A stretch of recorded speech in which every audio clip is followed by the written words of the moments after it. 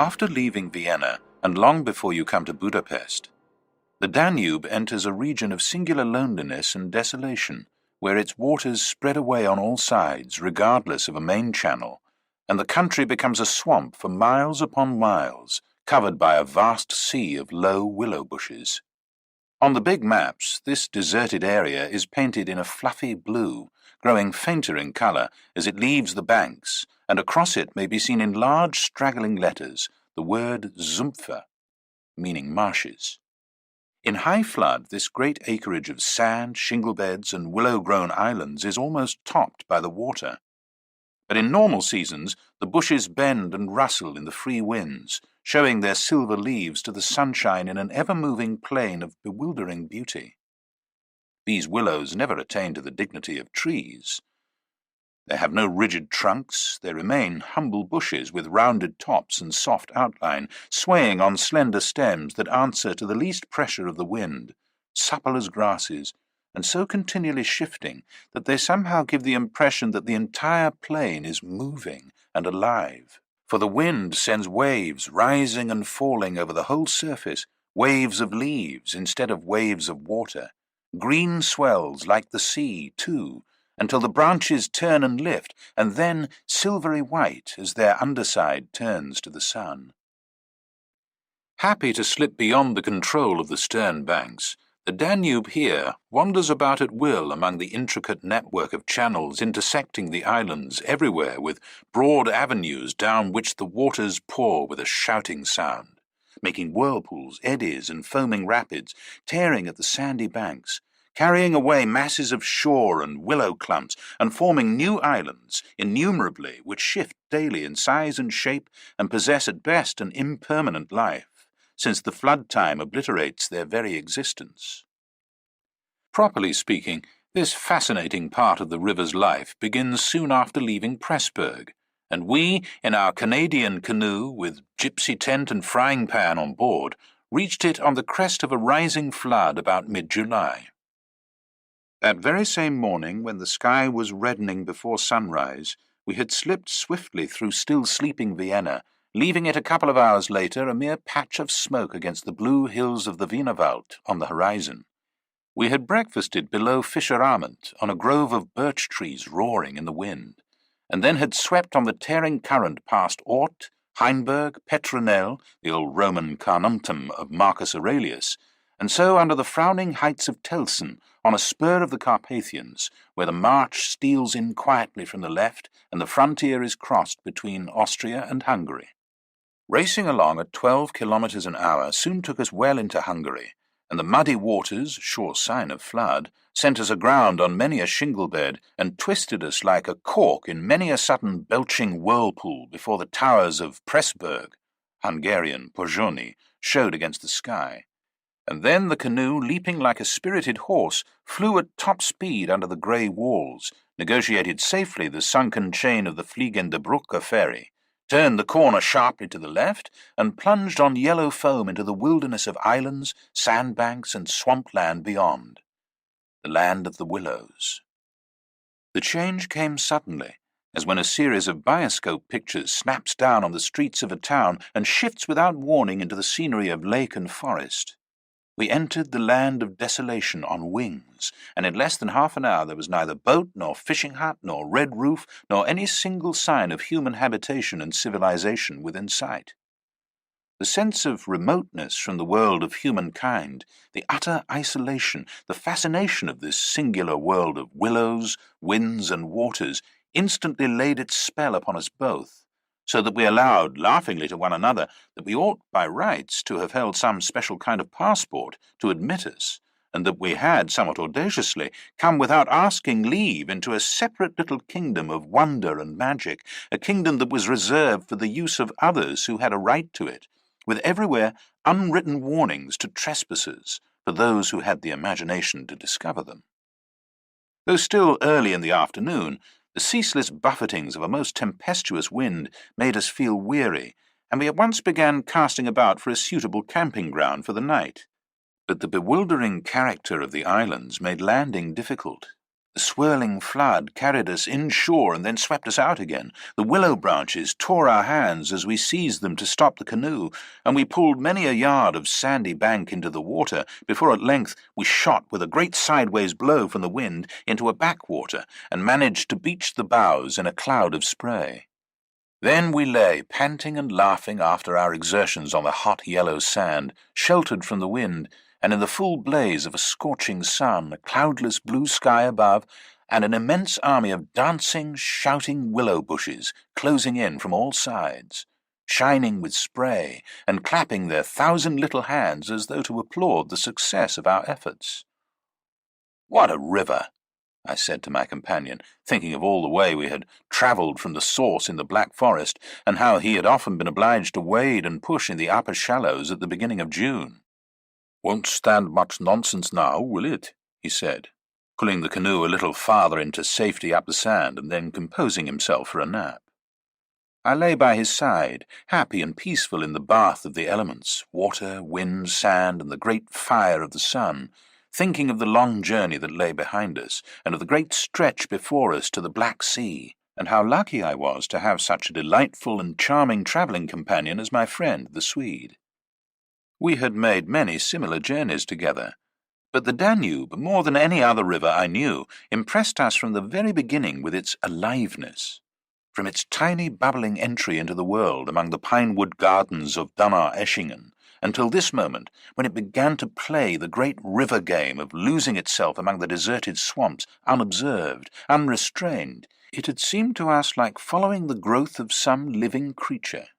Sleepy at first, but later developing violent desires as it became conscious of its deep soul, it rolled like some huge fluid being through all the countries we had passed, holding our little craft on its mighty shoulders, playing roughly with us sometimes, yet always friendly and well-meaning, till at length we had come inevitably to regard it as a great personage. How indeed could it be otherwise, since it told us so much of its secret life? At night we heard it singing to the moon as we lay in our tent, uttering that odd sibilant note peculiar to itself, and said to be caused by the rapid tearing of the pebbles along its bed, so great is its hurrying speed. We knew, too, the voice of its gurgling whirlpools, suddenly bubbling up on a surface previously quite calm, the roar of its shallows and swift rapids, its constant steady thundering below all mere surface sounds, and that ceaseless tearing of its icy waters at the banks. How it stood up and shouted when the rains fell flat upon its face, and how its laughter roared out when the wind blew upstream and tried to stop its growing speed. We knew all its sounds and voices, its tumblings and foamings, its unnecessary splashing against the bridges, that self-conscious chatter when there were hills to look on, the affected dignity of its speech when it passed through the little towns, far too important to laugh, and all these faint, sweet whisperings when the sun caught it fairly in some slow curve and poured down upon it till the steam rose. It was full of tricks, too, in its early life before the great world knew it. There were places in the upper reaches among the Swabian forests when yet the first whispers of its destiny had not reached it, where it elected to disappear through holes in the ground, to appear again on the other side of the porous limestone hills and start a new river with another name, leaving, too, so little water in its own bed that we had to climb out and wade and push the canoe through miles of shallows.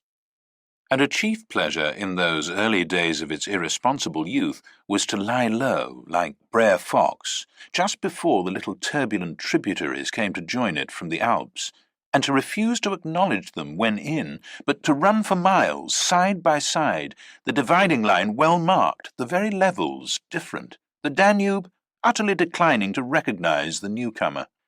Below Passau, however, it gave up this particular trick, for there the Inn comes in with a thundering power impossible to ignore, and so pushes and incommodes the parent river that there is hardly room for them in the long twisting gorge that follows, and the Danube is shoved this way and that against the cliffs, and forced to hurry itself with great waves and much dashing to and fro in order to get through in time. And during the fight, our canoe slipped down from its shoulder to its breast, and had the time of its life among the struggling waves. But the Inn taught the old river a lesson, and after Passau it no longer pretended to ignore new arrivals. This was many days back, of course, and since then we had come to know other aspects of the great creature, and across the Bavarian wheat plain of Straubing she had wandered so slowly under the blazing June sun that we could well imagine only the surface inches were water, while below there moved, concealed as by a silken mantle, a whole army of undines, passing silently and unseen down to the sea, and very leisurely too, lest they be discovered. Much, too, we forgave her because of her friendliness to the birds and animals that haunted the shores. Cormorants lined the banks in lonely places, in rows like short black palings. Grey crows crowded the shingle beds. Storks stood fishing in the vistas of shallower water that opened up between the islands, and hawks, swans, and marsh birds of all sorts filled the air with glinting wings and singing, petulant cries. It was impossible to feel annoyed with the river's vagaries after seeing a deer leap with a splash into the water at sunrise and swim past the bows of the canoe. And often we saw fawns peering at us from the underbrush, or looked straight into the brown eyes of a stag as we charged full tilt around a corner and entered another reach of the river. Foxes, too, everywhere haunted the banks, tripping daintily among the driftwood and disappearing so suddenly that it was impossible to see how they managed it. But now, after leaving Pressburg, everything changed a little, and the Danube became more serious. It ceased trifling. It was halfway to the Black Sea, within seeming distance almost of other, stranger countries where no tricks would be permitted or understood. It became suddenly grown up, and claimed our respect, and even our awe. It broke out into 3 arms, for one thing, that only met again 100 kilometres farther down, and for a canoe there were no indications which one was intended to be followed. "If you take a side channel," said the Hungarian officer we met in the Pressburg shop while buying provisions, "you may find yourselves, when the flood subsides, 40 miles from anywhere, high and dry, and you may easily starve. There are no people, no farms, no fishermen. I warn you not to continue. The river, too, is still rising, and this wind will increase." The rising river did not alarm us in the least, but the matter of being left high and dry by a sudden subsidence of the waters might be serious, and we had consequently laid in an extra stock of provisions.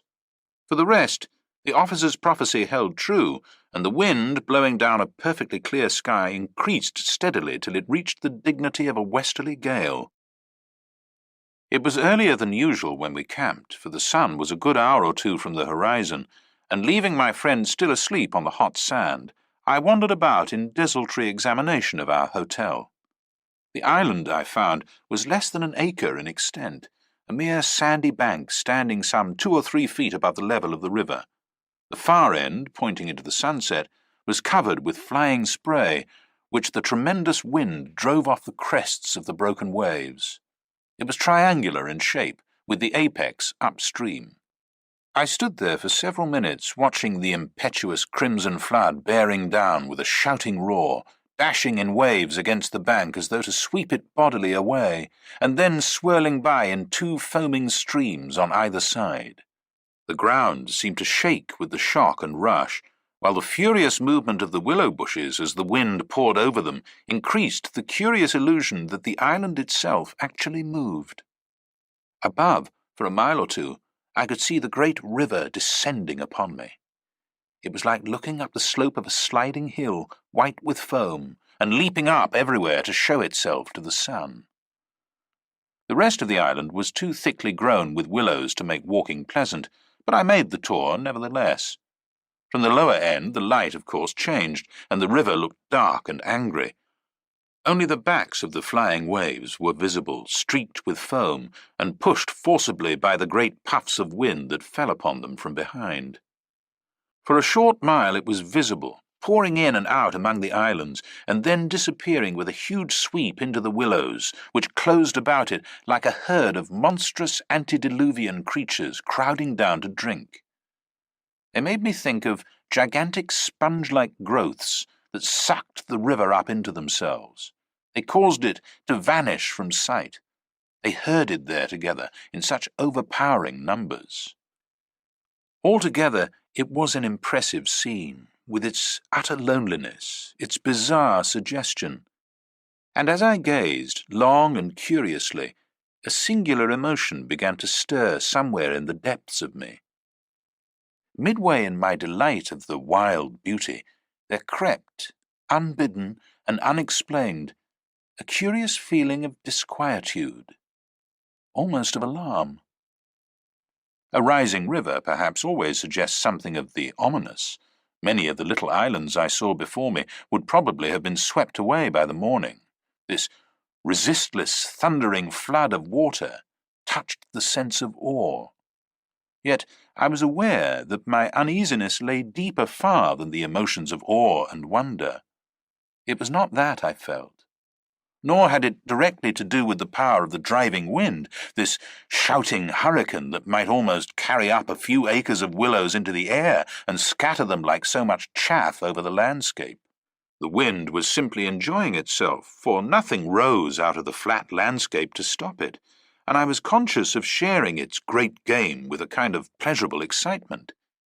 Yet this novel emotion had nothing to do with the wind. Indeed, so vague was the sense of distress I experienced that it was impossible to trace it to its source and deal with it accordingly, though I was aware somehow that it had to do with my realization of our utter insignificance before this unrestrained power of the elements about me. The huge grown river had something to do with it too, a vague, unpleasant idea that we had somehow trifled with these great elemental forces in whose power we lay helpless every hour of the day and night. For here, indeed, they were gigantically at play together, and the sight appealed to the imagination.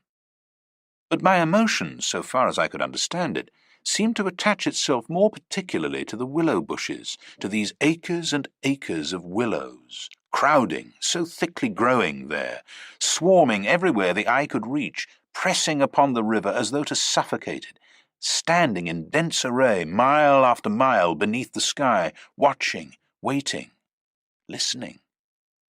And, apart quite from the elements, the willows connected themselves subtly with my malaise, attacking the mind insidiously somehow by reason of their vast numbers, and contriving in some way or other to represent to the imagination a new and mighty power, a power, moreover, not altogether friendly to us.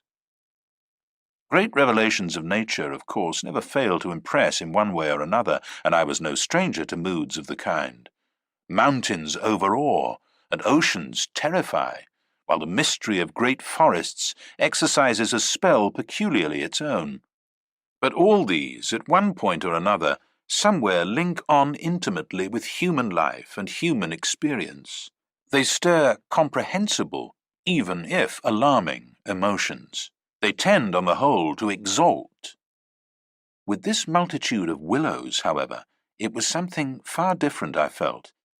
Some essence emanated from them that besieged the heart, a sense of awe awakened, true, but of awe touched somewhere by a vague terror.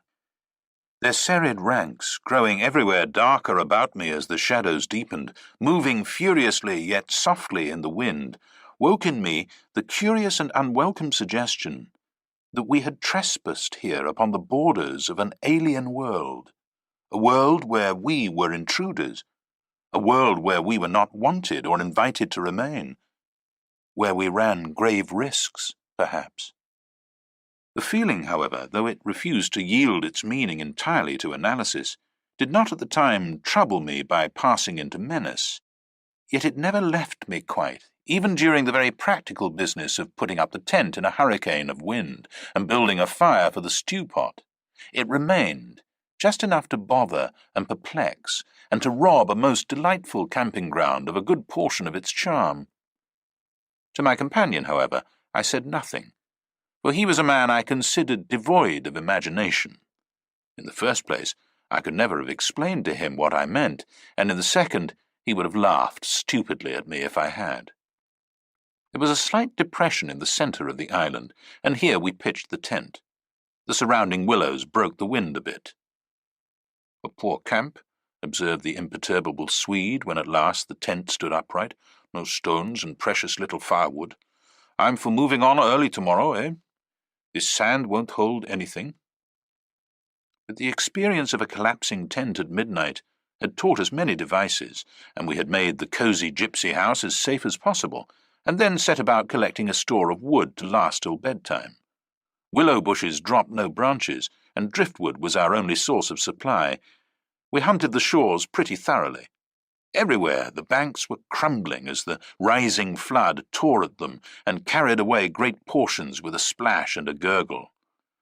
"The island's much smaller than when we landed," said the accurate Swede. "It won't last long at this rate. We'd better drag the canoe close to the tent and be ready to start at a moment's notice. I shall sleep in my clothes." He was a little distance off, climbing along the bank, and I heard his rather jolly laugh as he spoke. "By Jove!" I heard him call a moment later, and turned to see what had caused this exclamation. But for the moment he was hidden by the willows, and I could not find him. "What in the world's this?" I heard him cry again, and this time his voice had become serious. I ran up quickly and joined him on the bank. He was looking over the river, pointing at something in the water. "Good heavens! It's a man's body!" he cried excitedly. "Look!" A black thing, turning over and over in the foaming waves, swept rapidly past. It kept disappearing and coming up to the surface again. It was about 20 feet from the shore, and just as it was opposite to where we stood, it lurched round and looked straight at us.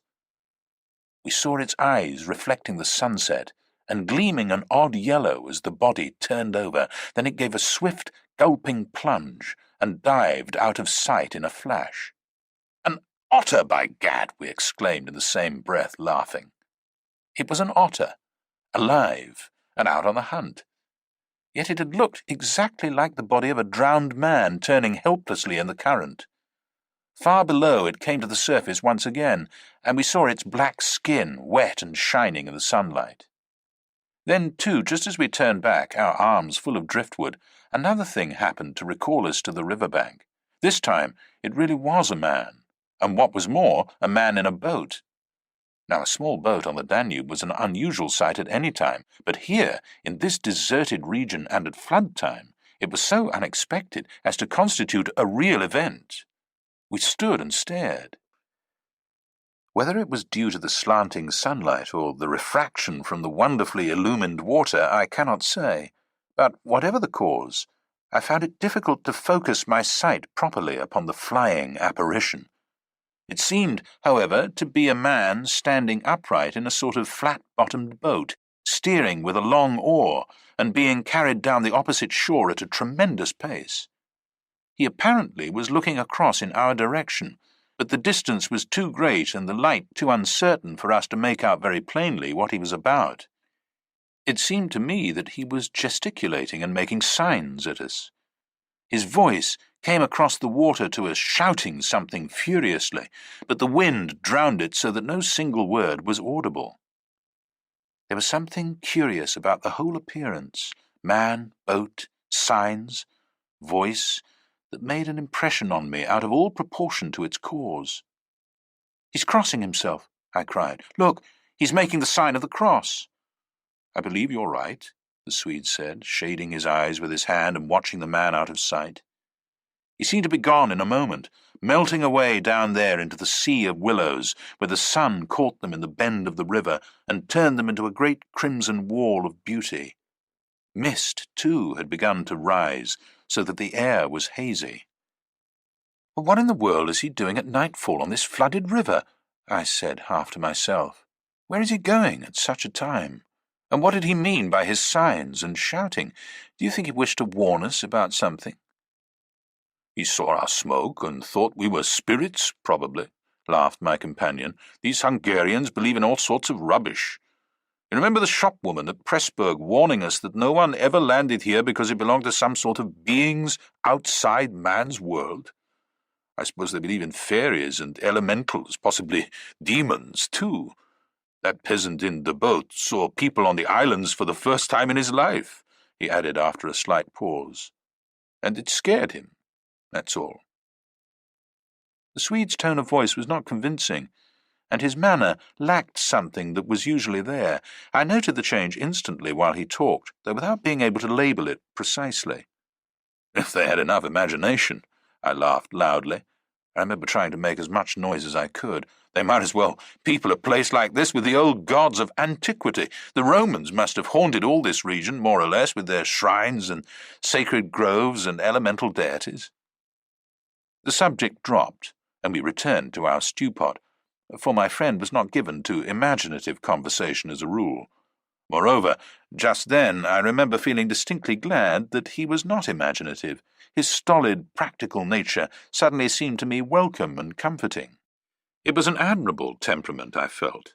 He could steer down rapids like a red Indian, shoot dangerous bridges and whirlpools better than any white man I ever saw in a canoe.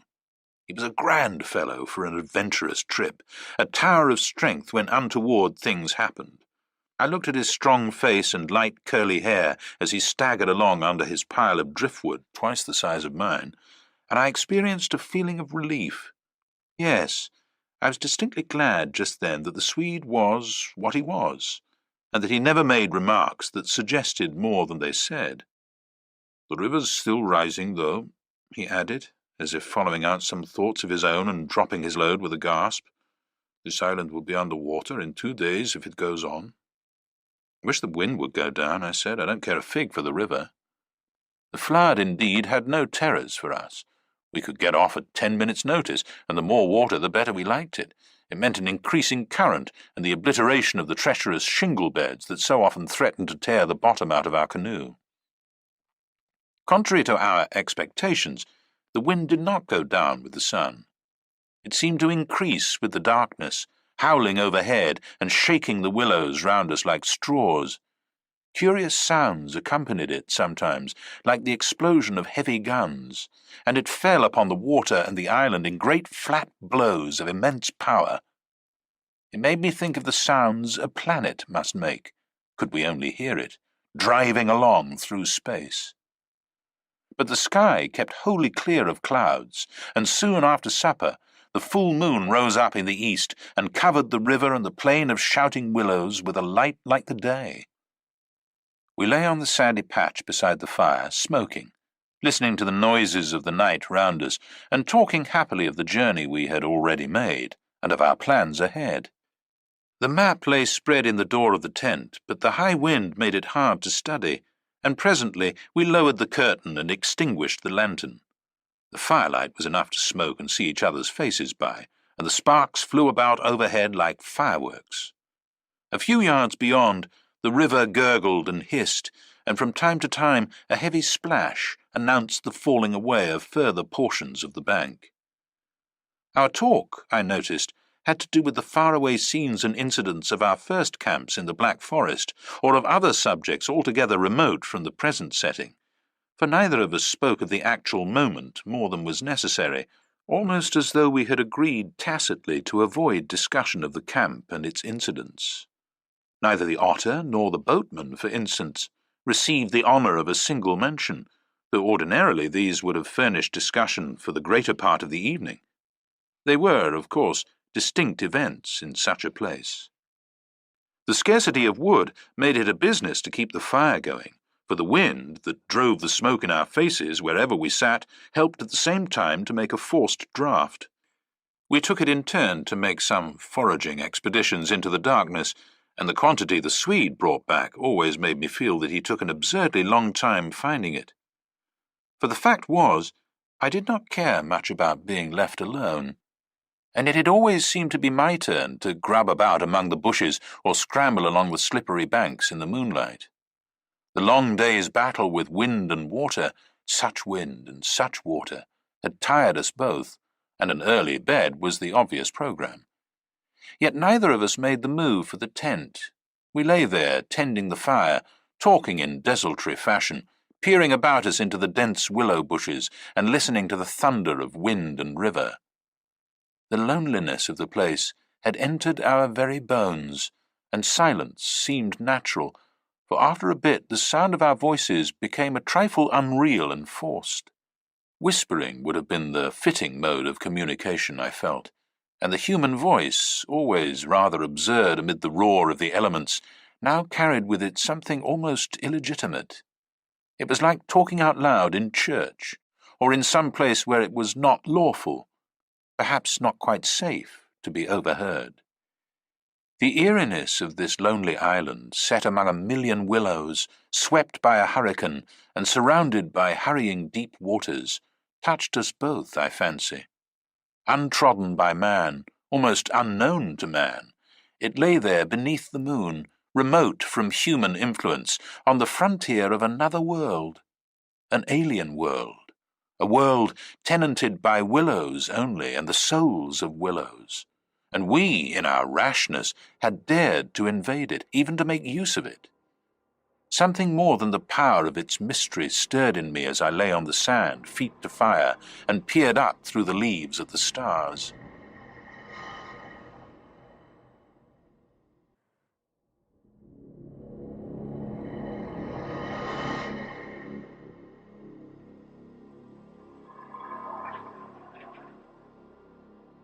For the last time I rose to get firewood.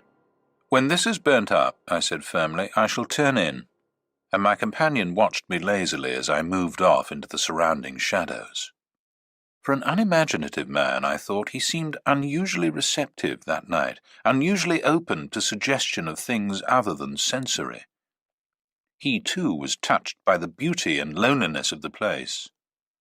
I was not altogether pleased, I remember, to recognize this slight change in him, and instead of immediately collecting sticks, I made my way to the far point of the island where the moonlight on plain and river could be seen to better advantage.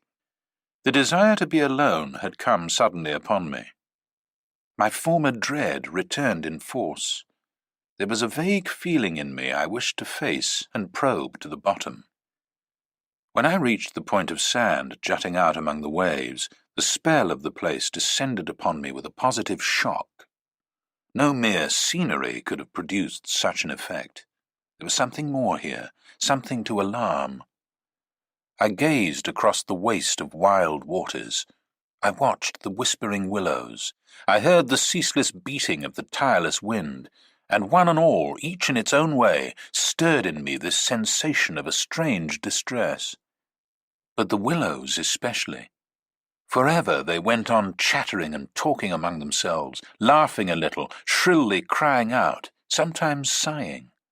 But what it was they made so much to do about belonged to the secret life of the great plain they inhabited, and it was utterly alien to the world I knew, or to that of the wild yet kindly elements.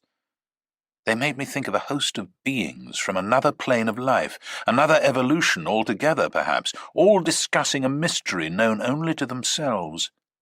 I watched them moving busily together, oddly shaking their big bushy heads, twirling their myriad leaves even when there was no wind. They moved of their own will as though alive, and they touched, by some incalculable method, my own keen sense of the horrible. There they stood in the moonlight, like a vast army surrounding our camp, shaking their innumerable silver spears defiantly, formed all ready for an attack. The psychology of places, for some imaginations at least, is very vivid. For the wanderer especially, camps have their note, either of welcome or rejection. At first, it may not always be apparent, because the busy preparations of tent and cooking prevent, but with the first pause, after supper usually, it comes and announces itself. And the note of this willow camp now became unmistakably plain to me. We were interlopers, trespassers. We were not welcomed. The sense of unfamiliarity grew upon me as I stood there watching. We touched the frontier of a region where our presence was resented. For a night's lodging we might perhaps be tolerated, but for a prolonged and inquisitive stay, no. By all the gods of the trees and wilderness, no. We were the first human influences upon this island, and we were not wanted. The willows were against us. Strange thoughts like these, bizarre fancies, born I know not whence, found lodgment in my mind as I stood listening.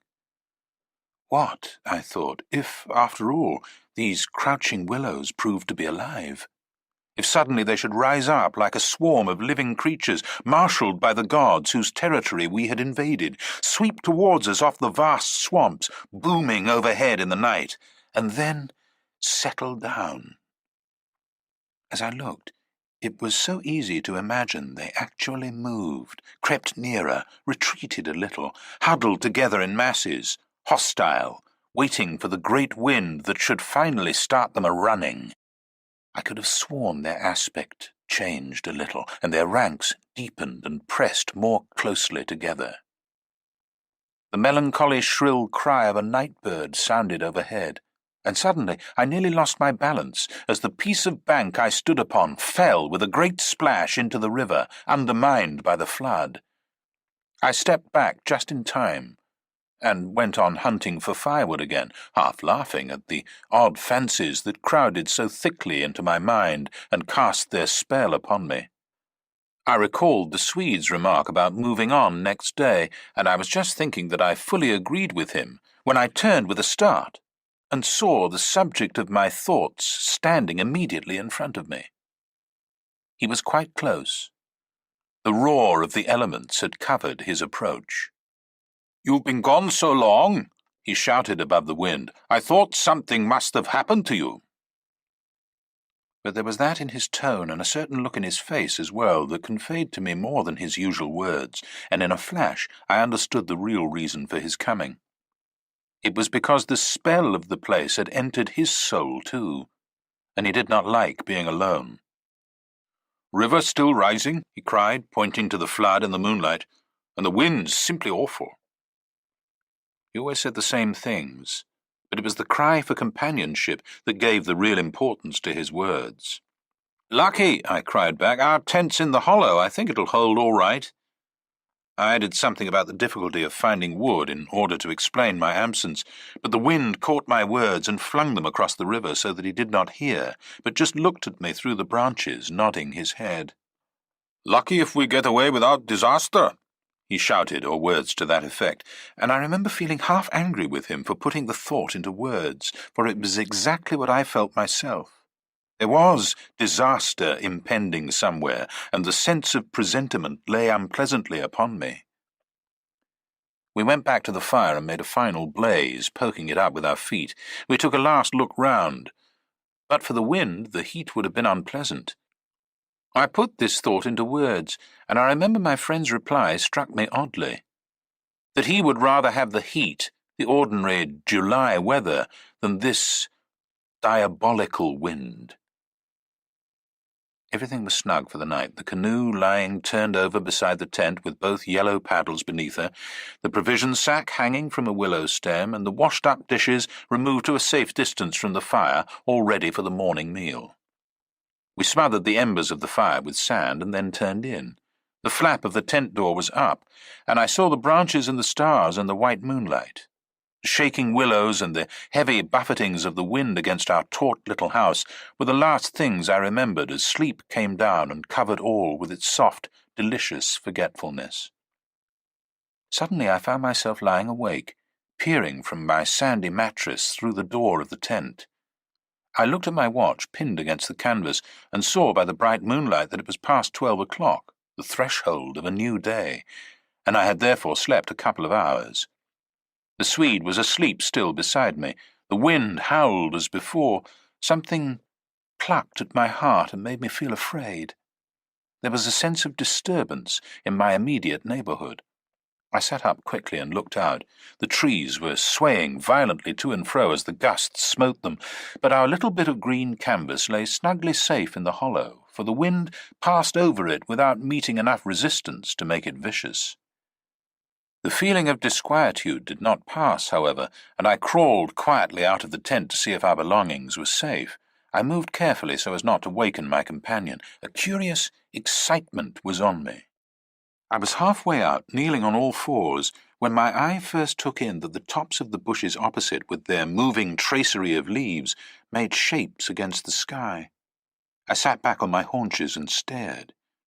It was incredible, surely, but there, opposite, and slightly above me, were shapes of some indeterminate sort among the willows, and as the branches swayed in the wind, they seemed to group themselves about these shapes, forming a series of monstrous outlines that shifted rapidly beneath the moon.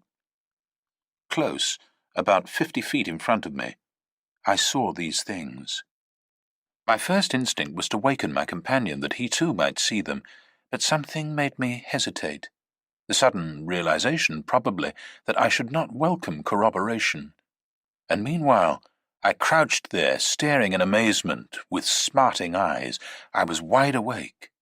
I remember saying to myself that I was not dreaming. They first became properly visible, these huge figures, just within the tops of the bushes, immense, bronze-coloured, moving, and wholly independent of the swaying of the branches.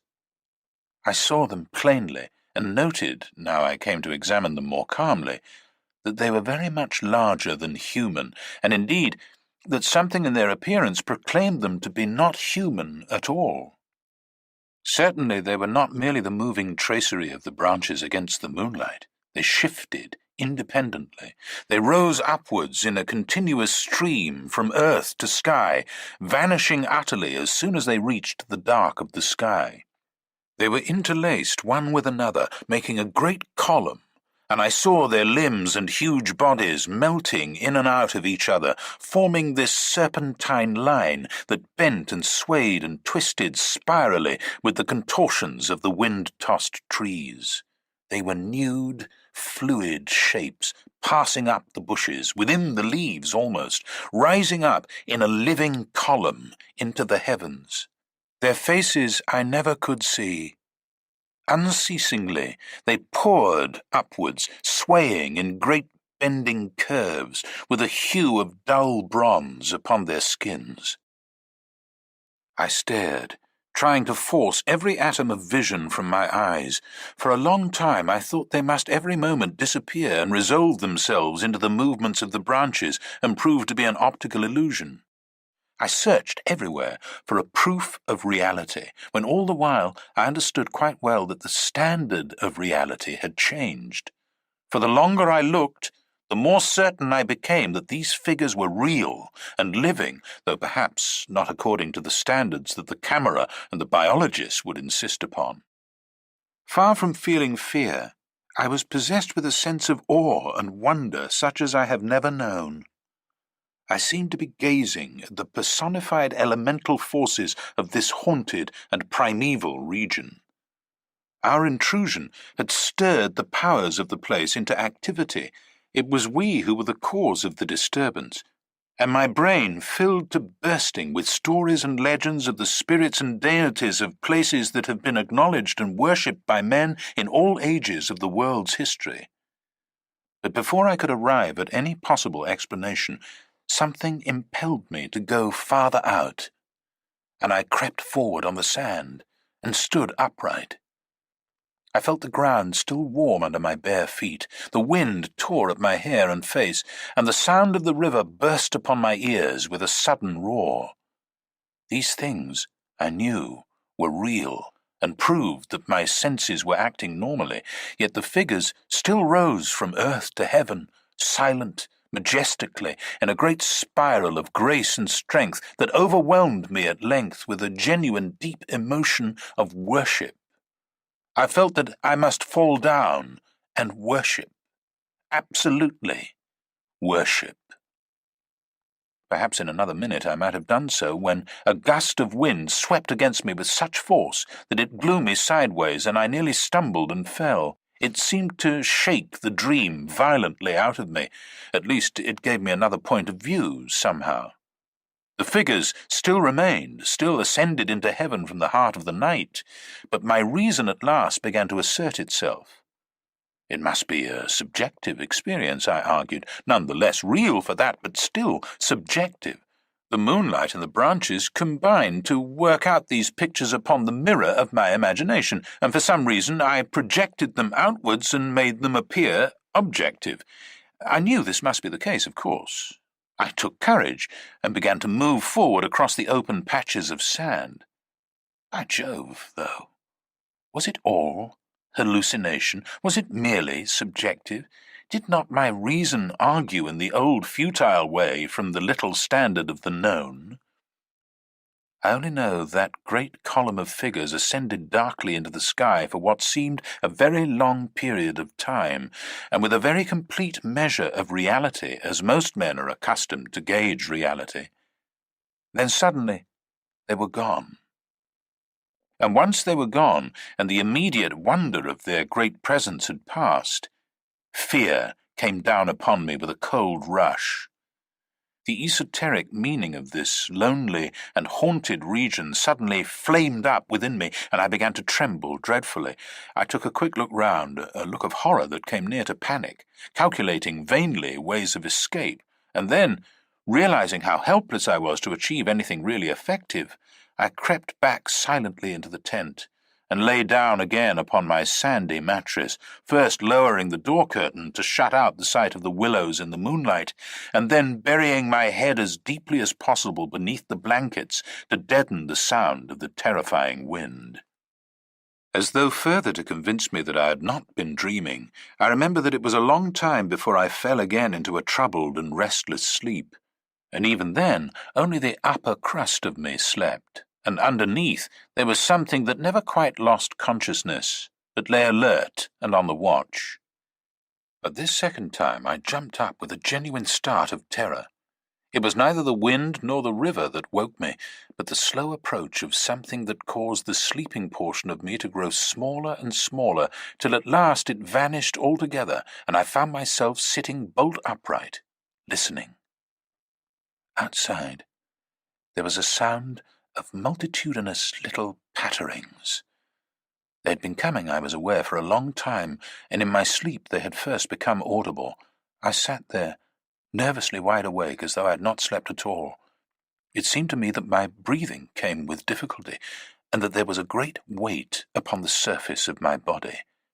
In spite of the hot night, I felt clammy with cold, and shivered. Something, surely, was pressing steadily against the sides of the tent, and weighing down upon it from above. Was it the body of the wind? Was this the pattering rain, the dripping of the leaves? The spray blown from the river by the wind and gathering in big drops? I thought quickly of a dozen things. Then suddenly the explanation leapt into my mind. A bough from the poplar, the only large tree on the island, had fallen with the wind. Still half caught by the other branches, it would fall with the next gust and crush us, and meanwhile its leaves brushed and tapped upon the tight canvas surface of the tent. I raised a loose flap and rushed out, calling to the Swede to follow. But when I got out and stood upright, I saw that the tent was free. There was no hanging bough. There was no rain or spray. Nothing approached. A cold grey light filtered down through the bushes and lay on the faintly gleaming sand. Stars still crowded the skies directly overhead, and the wind howled magnificently, but the fire no longer gave out any glow, and I saw the east reddening in streaks through the trees. Several hours must have passed since I stood there before, watching the ascending figures, and the memory of it now came back to me horribly, like an evil dream. Oh, how tired it made me feel, that ceaseless, raging wind. Yet, though the deep lassitude of a sleepless night was on me, my nerves were tingling with the activity of an equally tireless apprehension, and all idea of repose was out of the question. The river, I saw, had risen further. Its thunder filled the air, and a fine spray made itself felt through my thin sleeping shirt. Yet nowhere did I discover the slightest evidence of anything to cause alarm. This deep, prolonged disturbance in my heart remained wholly unaccounted for. My companion had not stirred when I called him, and there was no need to waken him now. I looked about me carefully, noting everything: the turned-over canoe, the yellow paddles, 2 of them, I'm certain, the provision sack and the extra lantern hanging together from the tree, and crowding everywhere about me, enveloping all, the willows, those endless, shaking willows. A bird uttered its morning cry, and a string of duck passed with whirring flight overhead in the twilight. The sand whirled, dry and stinging, about my bare feet in the wind.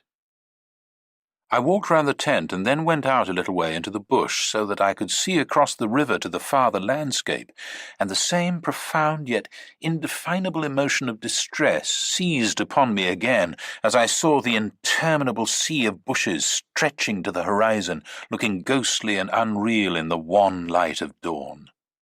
I walked softly here and there, still puzzling over that odd sound of infinite pattering, and of that pressure upon the tent that had wakened me. It must have been the wind, I reflected, the wind bearing upon the loose, hot sand, driving the dry particles smartly against the taut canvas, the wind dropping heavily upon our fragile roof. Yet all the time, my nervousness and malaise increased appreciably. I crossed over to the farther shore and noticed how the coastline had altered in the night and what masses of sand the river had torn away. I dipped my hands and feet into the cool current and bathed my forehead. Already there was a glow of sunrise in the sky and the exquisite freshness of coming day. On my way back, I passed purposely beneath the very bushes where I had seen the column of figures rising into the air, and midway among the clumps, I suddenly found myself overtaken by a sense of vast terror. From the shadows, a large figure went swiftly by. Someone passed me, as sure as ever man did. It was a great staggering blow from the wind that helped me forward again, and once out in the more open space, the sense of terror diminished strangely. The winds were about and walking, I remember saying to myself, for the winds often move like great presences under the trees. And altogether the fear that hovered about me was such an unknown and immense kind of fear, so unlike anything I had ever felt before, that it woke a sense of awe and wonder in me that did much to counteract its worst effects. And when I reached a high point in the middle of the island from which I could see the wide stretch of river crimson in the sunrise, the whole magical beauty of it all was so overpowering that a sort of wild yearning woke in me, and almost brought a cry up into the throat. But this cry found no expression, for as my eyes wandered from the plain beyond to the island round me and noted our little tent half hidden among the willows, a dreadful discovery leapt out at me, compared to which my terror of the walking wind seemed as nothing at all. For a change, I thought, had somehow come about in the arrangement of the landscape. It was not that my point of vantage gave me a different view, but that an alteration had apparently been effected in the relation of the tent to the willows, and of the willows to the tent. Surely the bushes now crowded much closer, unnecessarily, unpleasantly close. They had moved nearer. Creeping with silent feet over the shifting sands, drawing imperceptibly nearer by soft, unhurried movements, the willows had come closer during the night. But had the wind moved them, or had they moved of themselves? I recalled the sound of infinite small patterings, and the pressure upon the tent and upon my own heart that caused me to wake in terror. I swayed for a moment in the wind like a tree, finding it hard to keep my upright position on the sandy hillock. There was a suggestion here of personal agency, of deliberate intention, of aggressive hostility, and it terrified me into a sort of rigidity. Then the reaction followed quickly. The idea was so bizarre, so absurd, that I felt inclined to laugh. But the laughter came no more readily than the cry, for the knowledge that my mind was so receptive to such dangerous imaginings brought the additional terror that it was through our minds, and not through our physical bodies, that the attack would come, and was coming. The wind buffeted me about, and very quickly, it seemed, the sun came up over the horizon, for it was after 4 o'clock, and I must have stood on that little pinnacle of sand longer than I knew, afraid to come down to close quarters with the willows. I returned quietly, creepily, to the tent, first taking another exhaustive look round, and, yes, I confess it, making a few measurements. I paced out on the warm sand the distances between the willows and the tent, making a note of the shortest distance particularly. I crawled stealthily into my blankets. My companion, to all appearances, still slept soundly, and I was glad that this was so. Provided my experiences were not corroborated, I could find strength somehow to deny them, perhaps. With the daylight, I could persuade myself that it was all a subjective hallucination, a fantasy of the night, a projection of the excited imagination. Nothing further came in to disturb me, and I fell asleep almost at once, utterly exhausted, yet still in dread of hearing again that weird sound of multitudinous pattering, or of feeling the pressure upon my heart that had made it difficult to breathe. The sun was high in the heavens when my companion woke me from a heavy sleep and announced that the porridge was cooked and there was just time to bathe. The grateful smell of frizzling bacon entered the tent door. "River still rising," he said, "and several islands out in midstream have disappeared altogether. Our own island's much smaller." "Any wood left?" I asked sleepily. "The wood and the island will finish tomorrow in a dead heat," he laughed, "but there's enough to last us till then."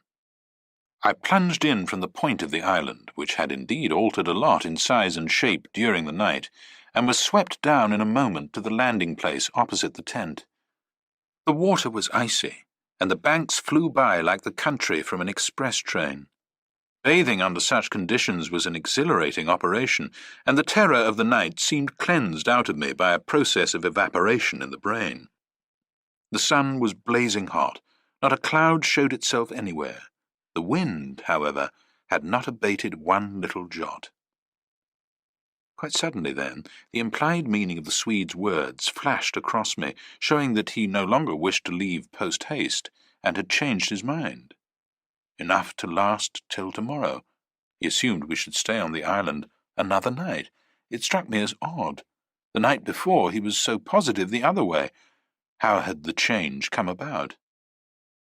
Great crumblings of the banks occurred at breakfast, with heavy splashings and clouds of spray which the wind brought into our frying-pan, and my fellow traveller talked incessantly about the difficulty the Vienna pest steamers must have to find the channel in flood. But the state of his mind interested and impressed me far more than the state of the river or the difficulties of the steamers. He had changed somehow since the evening before. His manner was different, a trifle excited, a trifle shy, with a sort of suspicion about his voice and gestures. I hardly know how to describe it now in cold blood, but at the time I remember being quite certain of one thing, that he had become frightened. He ate very little breakfast, and for once omitted to smoke his pipe. He had the map spread open beside him, and kept studying its markings. "We'd better get off sharp in an hour," I said presently, feeling for an opening that must bring him indirectly to a partial confession at any rate. And his answer puzzled me uncomfortably. "Rather, if they'll let us." "Who'll let us? The elements?" I asked quickly, with affected indifference. "The powers of this awful place, whoever they are," he replied, keeping his eyes on the map. "The gods are here, if they are anywhere at all in the world." "The elements are always the true immortals," I replied, laughing as naturally as I could manage, yet knowing quite well that my face reflected my true feelings, when he looked up gravely at me and spoke across the smoke. "We shall be fortunate if we get away without further disaster." This was exactly what I had dreaded, and I screwed myself up to the point of the direct question. It was like agreeing to allow the dentist to extract the tooth. It had to come anyhow in the long run, and the rest was all pretense. "Further disaster? Why, what's happened?" "For one thing, the steering paddle's gone," he said quietly. "The steering paddle's gone?"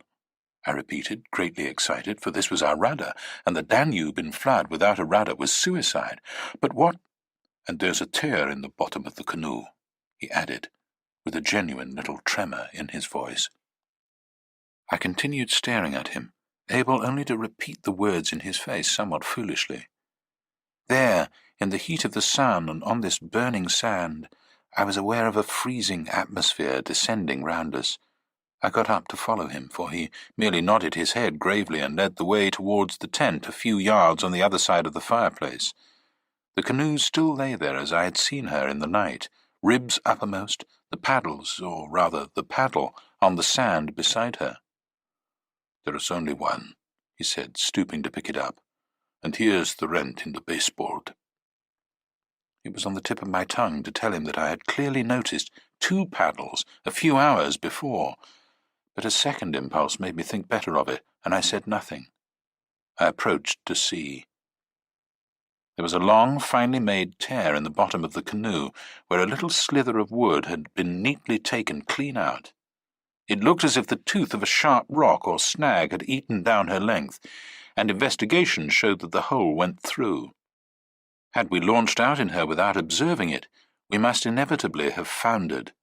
At first, the water would have made the wood swell so as to close the hole, but once out in midstream the water must have poured in, and the canoe, never more than 2 inches above the surface, would have filled and sunk very rapidly. "There, you see an attempt to prepare a victim for the sacrifice," I heard him saying, more to himself than to me. "2 victims, rather," he added, as he bent over and ran his fingers along the slit. I began to whistle, a thing I always do unconsciously when utterly nonplussed, and purposely paid no attention to his words. I was determined to consider them foolish. "It wasn't there last night," he said presently, straightening up from his examination and looking anywhere but at me.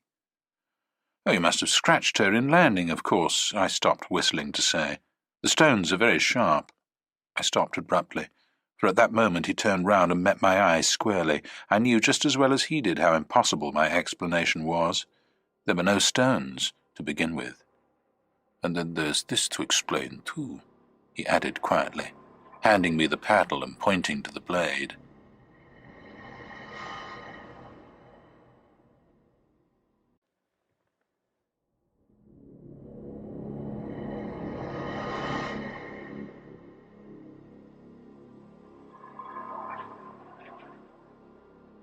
A new and curious emotion spread freezingly over me as I took and examined it. The blade was scraped down all over, beautifully scraped, as though someone had sandpapered it with care, making it so thin that the first vigorous stroke must have snapped it off at the elbow. "Oh, one of us walked in his sleep and did this thing," I said feebly, or it has been filed by the constant stream of sand particles blown against it by the wind, perhaps." "Ah," said the Swede, turning away, laughing a little, "you can explain everything." "The same wind that caught the steering paddle and flung it so near the bank that it fell in with the next lump that crumbled," I called out after him, absolutely determined to find an explanation for everything he showed me. "I see," he shouted back, turning his head to look at me before disappearing among the willow bushes.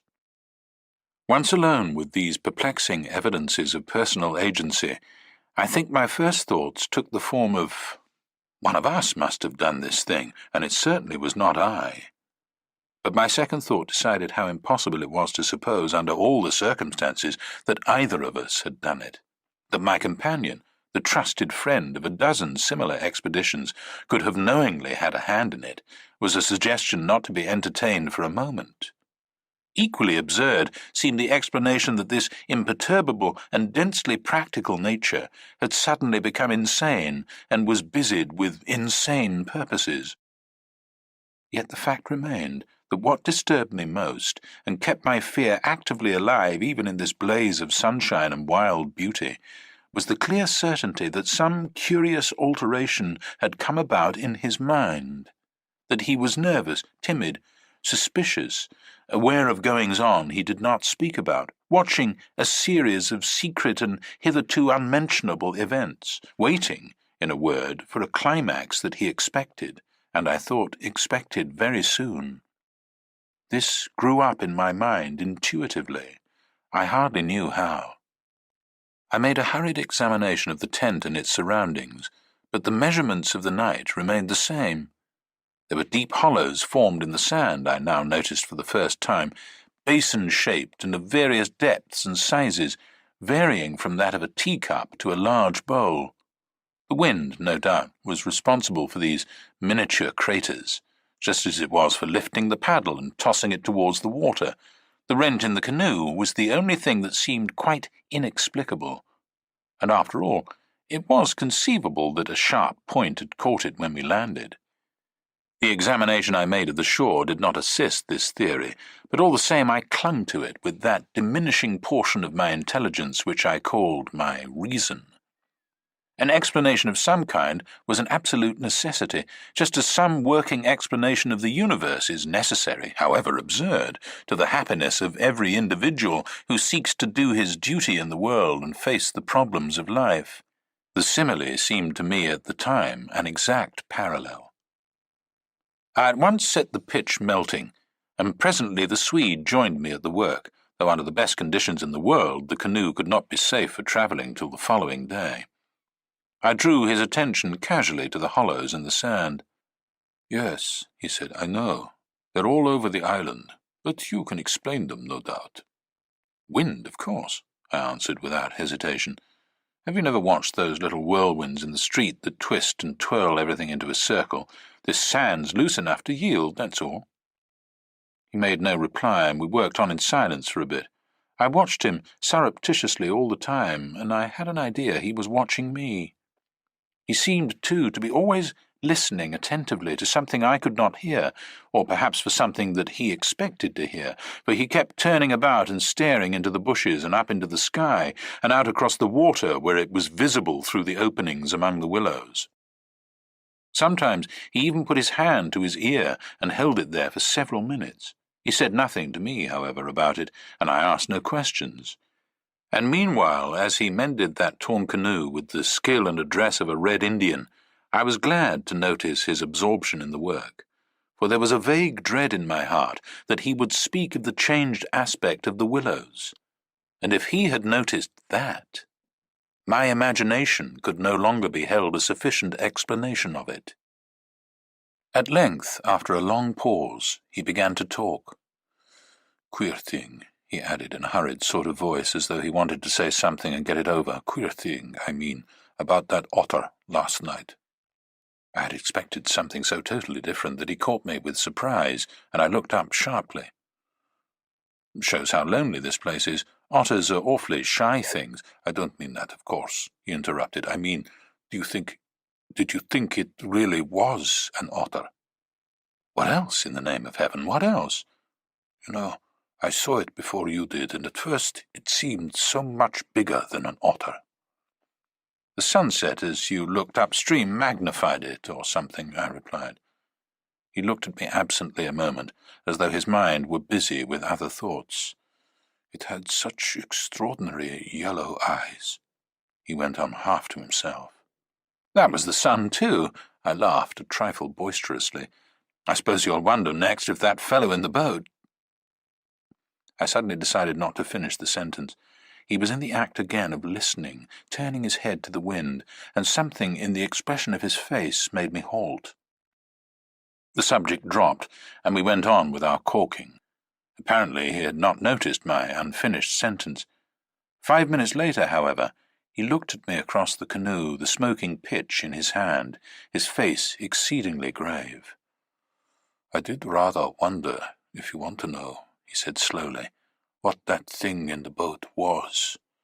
I remember thinking at the time it was not a man. The whole business seemed to rise quite suddenly out of the water."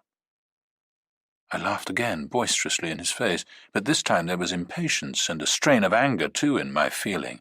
"Look here now," I cried. "This place is quite queer enough without going out of our way to imagine things. That boat was an ordinary boat, and the man in it was an ordinary man, and they were both going downstream as fast as they could lick, and that otter was an otter, so don't let's play the fool about it." He looked steadily at me with the same grave expression. He was not in the least annoyed. I took courage from his silence. "And for heaven's sake," I went on, "don't keep pretending you hear things, because it only gives me the jumps, and there's nothing to hear but the river and this cursed old thundering wind." "You fool," he answered, in a low, shocked voice, "you utter fool. That's just the way all victims talk, as if you didn't understand just as well as I do." He sneered, with scorn in his voice and a sort of resignation. "The best thing you can do is to keep quiet, and to try to hold your mind as firm as possible. This feeble attempt at self-deception only makes the truth harder when you're forced to meet it." My little effort was over, and I found nothing more to say, for I knew quite well his words were true, and that I was the fool, not he. Up to a certain stage in the adventure, he kept ahead of me easily, and I think I felt annoyed to be out of it, to be thus proved less psychic, less sensitive than himself to these extraordinary happenings, and half ignorant all the time of what was going on under my very nose. He knew from the very beginning, apparently. But at the moment I wholly missed the point of his words about the necessity of there being a victim, and that we ourselves were destined to satisfy the want.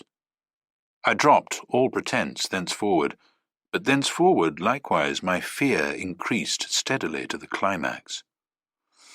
"But you're quite right about one thing," he added before the subject passed, "and that is that we're wiser not to talk about it or even to think about it, because what one thinks finds expression in words, and what one says happens." That afternoon, while the canoe dried and hardened, we spent trying to fish, testing the leak, collecting wood, and watching the enormous flood of rising water. Masses of driftwood swept near our shores sometimes, and we fished for them with long willow branches.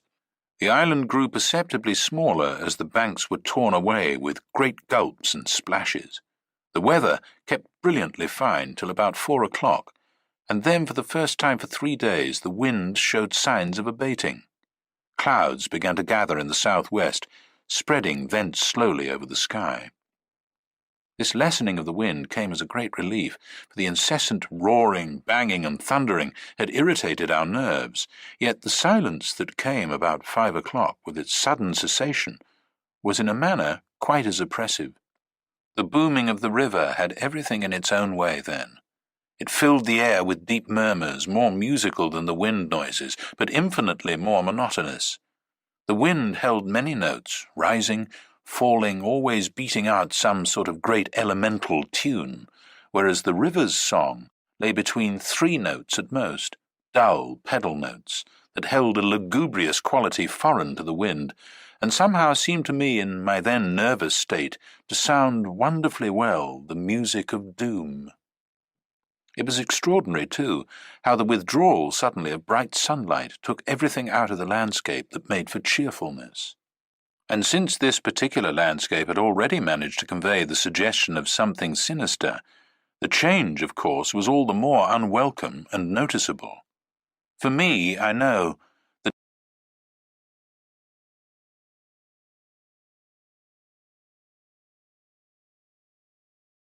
darkening outlook became distinctly more alarming, and I found myself more than once calculating how soon after sunset the full moon would get up in the east, and whether the gathering clouds would greatly interfere with her lighting of the little island.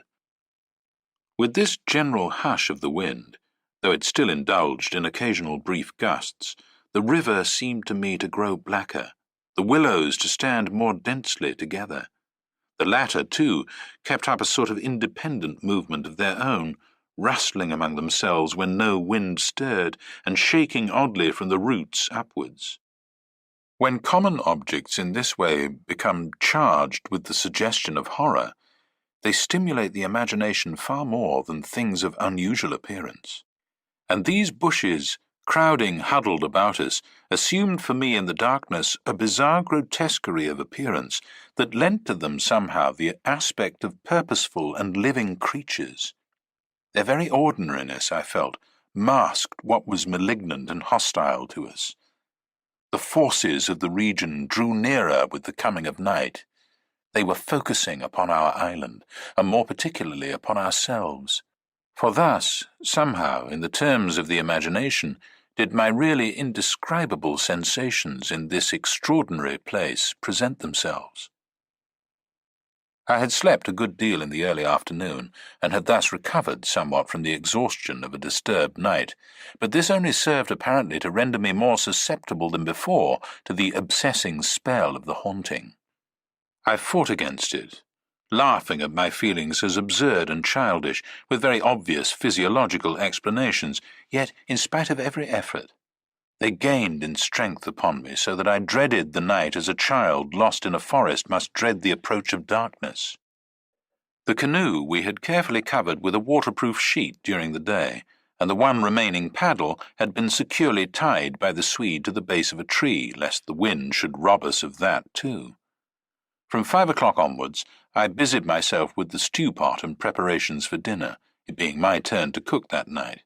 We had potatoes, onions, bits of bacon fat to add flavour, and a general thick residue from former stews at the bottom of the pot.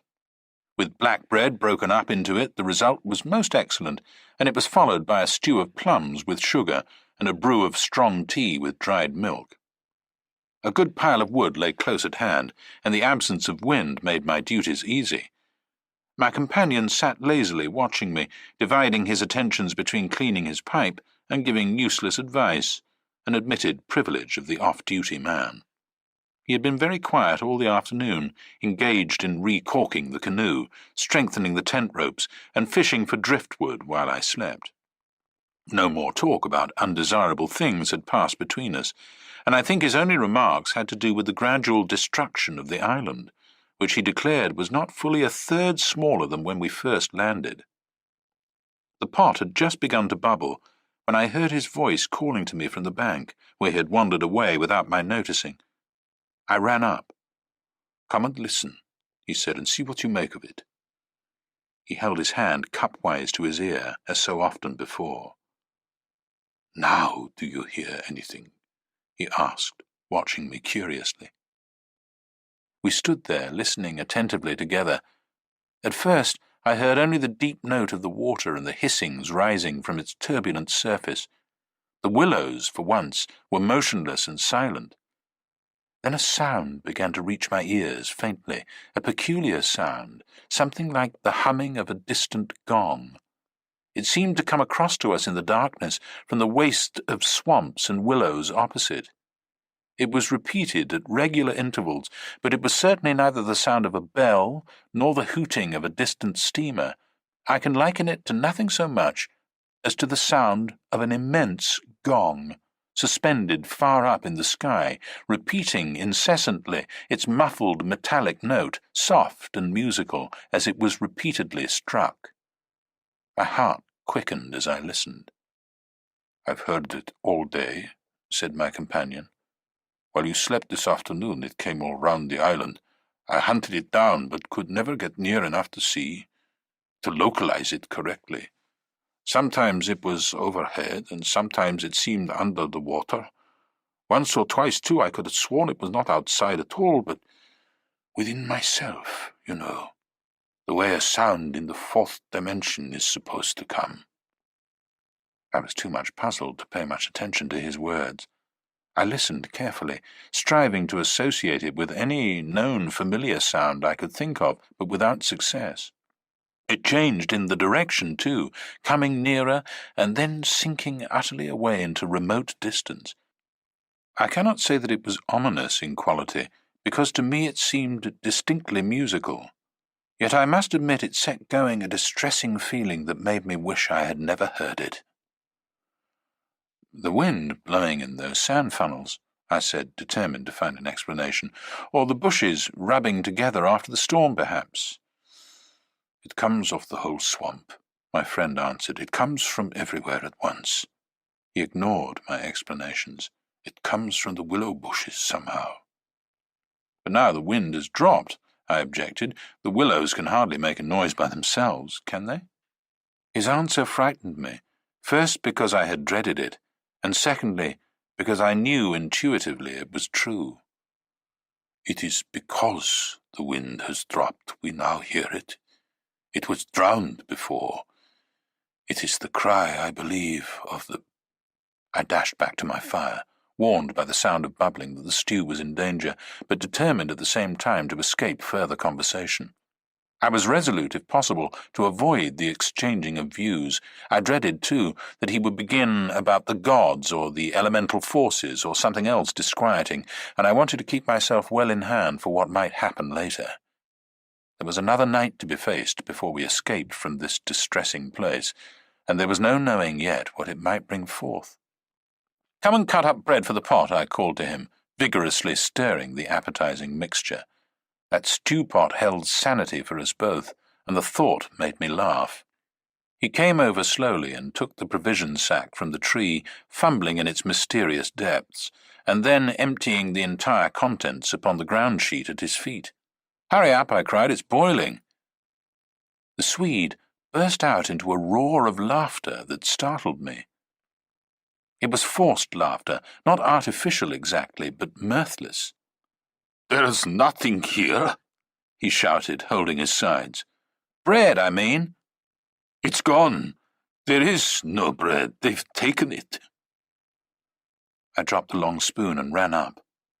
Everything the sack had contained lay upon the ground sheet, but there was no loaf. The whole dead weight of my growing fear fell upon me and shook me. Then I burst out laughing too. It was the only thing to do, and the sound of my laughter also made me understand his. The stain of psychical pressure caused it, this explosion of unnatural laughter in both of us. It was an effort of repressed forces to seek relief. It was a temporary safety valve, and with both of us it ceased quite suddenly. "How criminally stupid of me," I cried, still determined to be consistent and find an explanation. "I clean forgot to buy a loaf at Pressburg. That chattering woman put everything out of my head, and I must have left it lying on the counter, or—" "The oatmeal, too, is much less than it was this morning," the Swede interrupted. Why in the world need he draw attention to it? I thought angrily. "Oh, there's enough for tomorrow," I said, stirring vigorously, "and we can get lots more at Comorn or Gran. In 24 hours we shall be miles from here." "I hope so, to God," he muttered, putting the things back into the sack. "Unless we're claimed first as victims for the sacrifice," he added with a foolish laugh. He dragged the sack into the tent, for safety's sake, I suppose, and I heard him mumbling to himself, but so indistinctly that it seemed quite natural for me to ignore his words. Our meal was beyond question a gloomy one, and we ate it almost in silence, avoiding one another's eyes and keeping the fire bright. Then we washed up and prepared for the night, and, once smoking, our minds unoccupied with any definite duties, the apprehension I had felt all day long became more and more acute. It was not then active fear, I think, but the very vagueness of its origin distressed me far more than if I had been able to tick it and face it squarely. The curious sound I have likened to the note of a gong became now almost incessant, and filled the stillness of the night with a faint, continuous ringing rather than a series of distinct notes. At one time it was behind, and at another time in front of us. Sometimes I fancied it came from the bushes on our left, then again from the clumps on our right. More often it hovered directly overhead, like the whirring of wings. It was really everywhere at once, behind, in front, at our sides and over our heads, completely surrounding us. The sound really defies description, but nothing within my knowledge is like that ceaseless muffled humming rising off the deserted world of swamps and willows. We sat smoking in comparative silence, the strain growing every minute greater. The worst feature of the situation seemed to me that we did not know what to expect, and could therefore make no sort of preparation by way of defence. We could anticipate nothing. My explanations made in the sunshine, moreover, now came to haunt me with their foolish and wholly unsatisfactory nature, and it was more and more clear to us that some kind of plain talk with my companion was inevitable, whether I liked it or not. After all, we had to spend the night together and to sleep in the same tent side by side. I saw that I could not get along much longer without the support of his mind, and for that, of course, plain talk was imperative. As long as possible, however, I postponed this little climax, and tried to ignore or laugh at the occasional sentences he flung into the emptiness.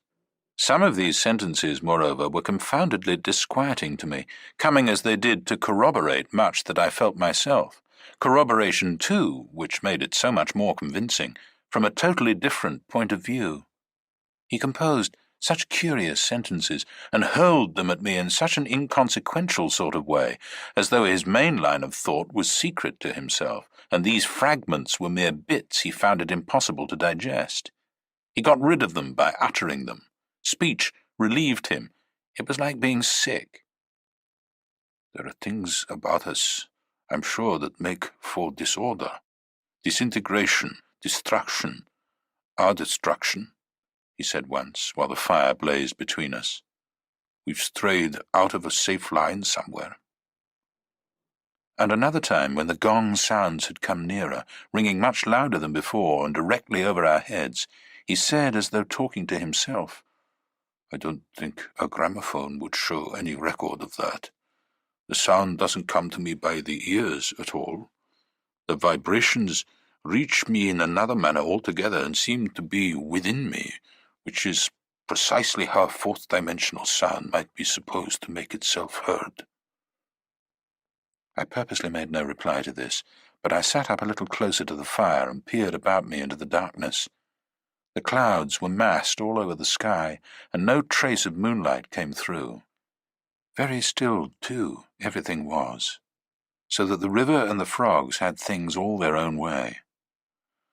"It has that about it," he went on, "which is utterly out of common experience. It is unknown. Only one thing describes it, really. It is a non-human sound. I mean, a sound outside humanity." Having rid himself of this indigestible morsel, he lay quiet for a time, but he had so admirably expressed my own feeling that it was a relief to have the thought out, and to have confined it by the limitation of words from dangerous wandering to and fro in the mind. The solitude of that Danube camping-place, can I ever forget it? The feeling of being utterly alone on an empty planet. My thoughts ran incessantly upon cities and the haunts of men. I would have given my soul, as the saying is, for the feel of those Bavarian villages we had passed through by the score, for the normal human commonplaces, peasants drinking beer, tables beneath the trees, hot sunshine, and a ruined castle on the rocks behind the red-roofed church. Even the tourists would have been welcome. Yet what I felt of dread was no ordinary ghostly fear. It was infinitely greater, stranger, and seemed to arise from some dim ancestral sense of terror, more profoundly disturbing than anything I had known or dreamed of. We had strayed, as the Swede put it, into some region or some set of conditions where the risks were great, yet unintelligible to us, where the frontiers of some unknown world lay close about us. It was a spot held by the dwellers in some outer space, a sort of peephole whence they could spy upon the earth, themselves unseen, a point where the veil between had worn a little thin. As the final result of too long a sojourn here, we should be carried over the border and deprived of what we called our lives, yet by mental, not physical processes. In that sense, as he said, we should be the victims of our adventure, a sacrifice. It took us in different fashion, each according to the measure of his sensitiveness and powers of resistance.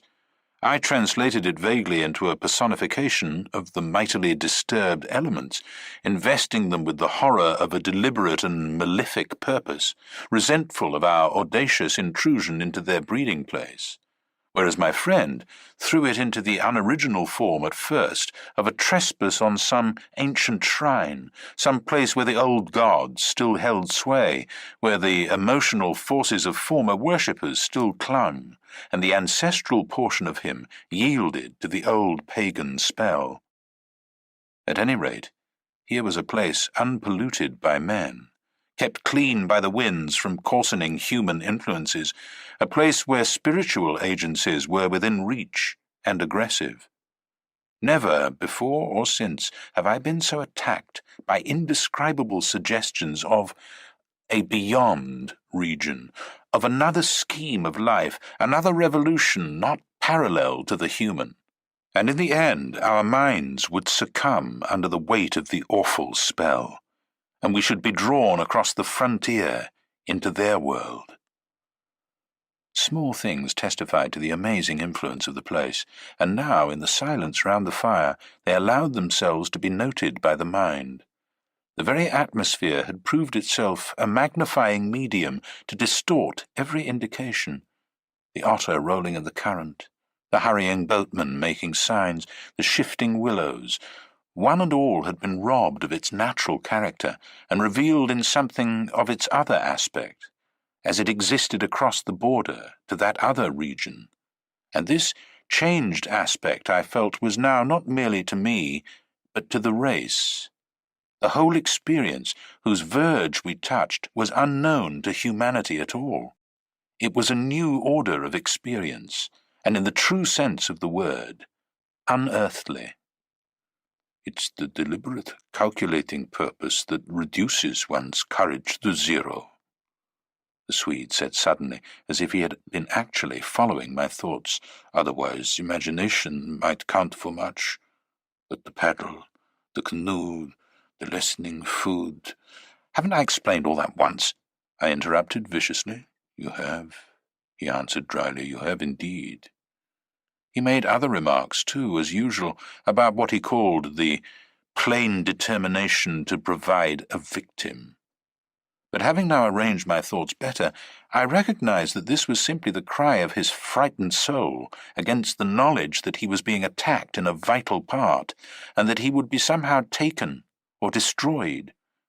The situation called for a courage and calmness of reasoning that neither of us could compass, and I have never before been so clearly conscious of two persons in me, the one that explained everything, and the other that laughed at such foolish explanations, yet was horribly afraid. Meanwhile, in the pitchy night, the fire died down and the woodpile grew small. Neither of us moved to replenish the stock, and the darkness consequently came up very close to our faces. A few feet beyond the circle of firelight, it was inky black.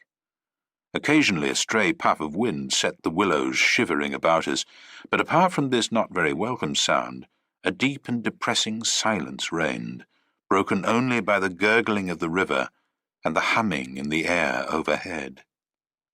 We both missed, I think, the shouting company of the winds. At length, at a moment when a stray puff prolonged itself as though the wind were about to rise again, I reached the point for me of saturation, the point where it was absolutely necessary to find relief in plain speech, or else to betray myself by some hysterical extravagance that must have been far worse in its effect upon both of us. I kicked the fire into a blaze and turned to my companion abruptly. He looked up with a start.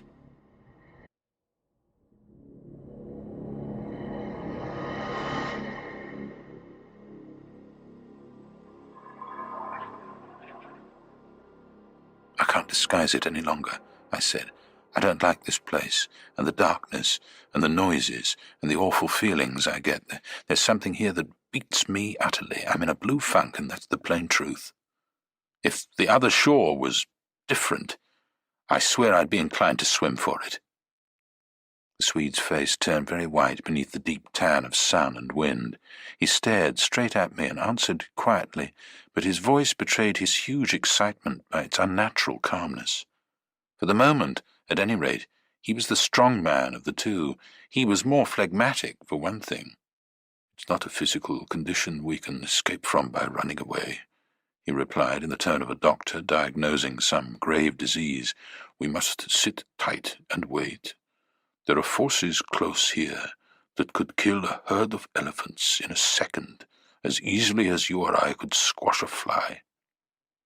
Our only chance is to keep perfectly still. Our insignificance perhaps may save us. I put a dozen questions into my expression of face, but found no words. It was precisely like listening to an accurate description of a disease whose symptoms had puzzled me. I mean that so far, although aware of our disturbing presence, they have not found us, not located us, as the Americans say, he went on. They're blundering about like men hunting for a leak of gas. The paddle and canoe and provisions prove that. I think they feel us, but cannot actually see us.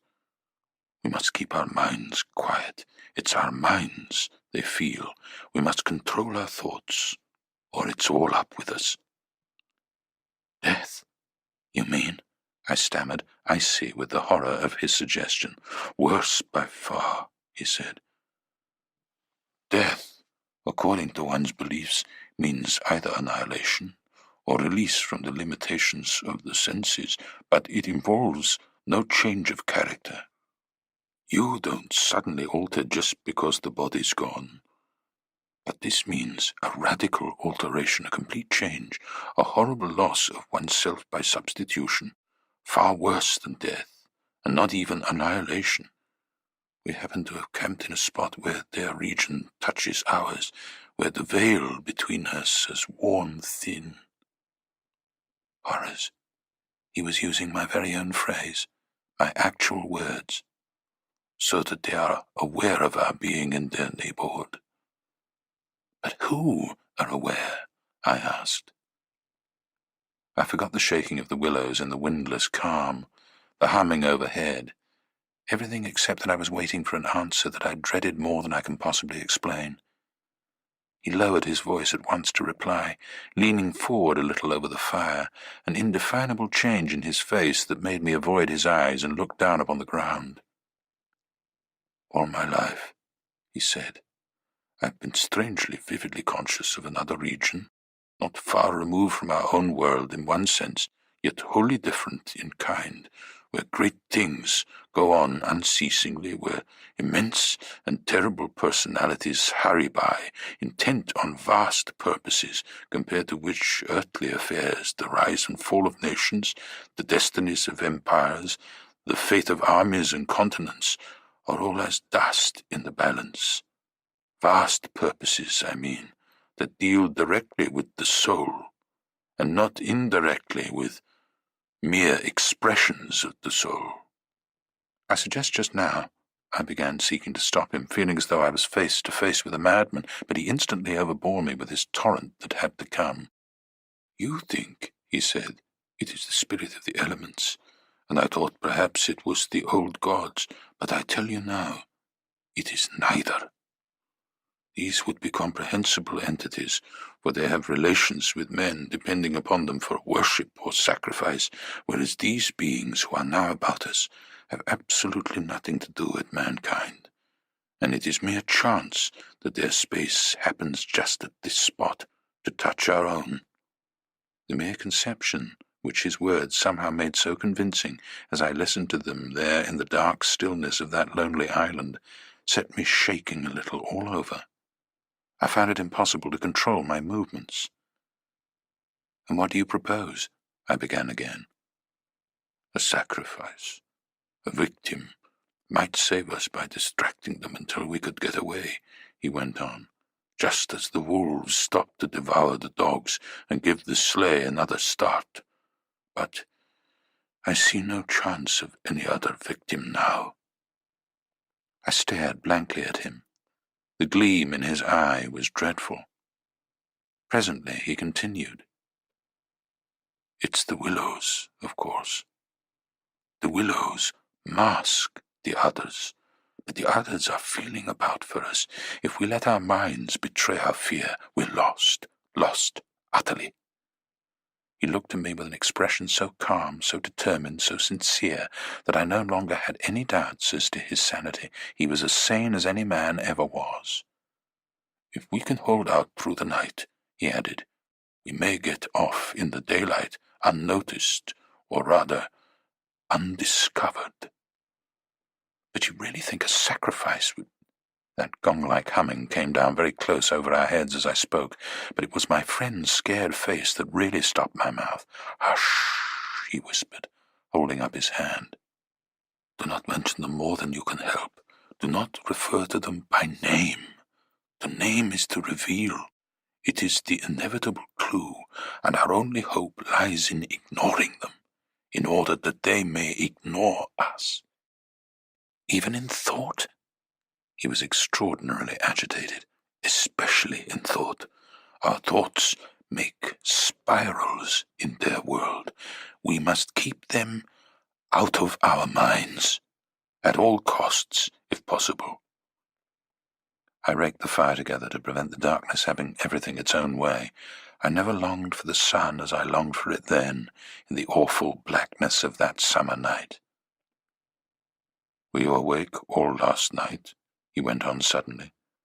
I slept badly a little after dawn, I replied evasively, trying to follow his instructions, which I knew instinctively were true, But the wind, of course, I know. The wind won't account for all the noises." "Then you heard it too?" "The multiplying countless little footsteps I heard," he said, adding after a moment's hesitation, "and that other sound." "You mean above the tent, and the pressing down upon us of something tremendous, gigantic?" He nodded significantly. "It was like the beginning of a sort of inner suffocation," I said. "Partly, yes. It seemed to me that the weight of the atmosphere had been altered and had increased enormously, so that we should have been crushed.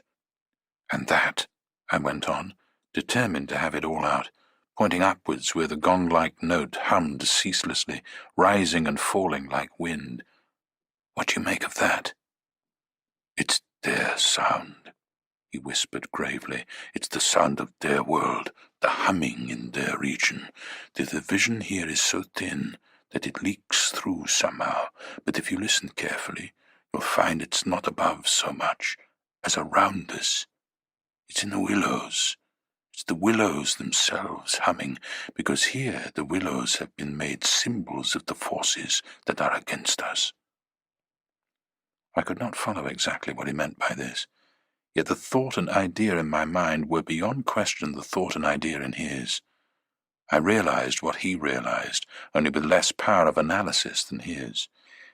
It was on the tip of my tongue to tell him at last about my hallucination of the ascending figures and the moving bushes, when he suddenly thrust his face again close into mine across the firelight and began to speak in a very earnest whisper. He amazed me by his calmness and pluck, his apparent control of the situation. This man I had for years deemed unimaginative, stolid. "Now listen," he said. "The only thing for us to do is to go on as though nothing had happened, follow our usual habits, go to bed and so forth, pretend we feel nothing and notice nothing. It is a question wholly of the mind, and the less we think about them, the better our chance of escape. Above all, don't think, for what you think happens." "All right," I managed to reply simply, breathless with his words and the strangeness of it all. "All right, I'll try. But tell me one more thing first. Tell me what you make of those hollows in the ground all about us, those sand funnels." "No," he cried, forgetting to whisper in his excitement. "I simply dare not put the thought into words. If you have not guessed, I'm glad. Don't try to. They have put it into my mind. Try your hardest to prevent their putting it into yours."